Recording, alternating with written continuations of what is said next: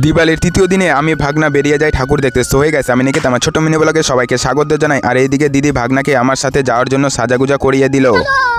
আর আমরা পরেছিলাম দুজনই রেড ব্ল্যাক আউট ড্রেস। সবার প্রথমে দারুণ একটা প্যান্ডেলে আসলাম, ঠাকুর দেখলাম, ঘুরলাম, তারপর বেরিয়ে গেলাম। এখান থেকে বেরিয়ে যাই সেকেন্ড প্যান্ডেল দেখতে। সে প্যান্ডেলটাও করছিল দারুণ সুন্দর। আর ঠাকুর দেখতে এসেছি, মামা ভাগনা ফটো তুলবো না এটা হয়, তাই কয়েকটা ফটো তুলে চলে গেলাম পরবর্তীর প্যান্ডেল দেখতে মামা ভাগনা দুজনে মিলে। পরবর্তীর প্যান্ডেল বলতে ডায়মন্ড ক্লাব চলে গেছিলাম মামা ভাগনা দুজনেই একসাথে এই ভিড়ের মধ্যে। যেহেতু আজকে শেষ পুজো তাই আরো প্যান্ডেল দেখা বাকি রয়েছে।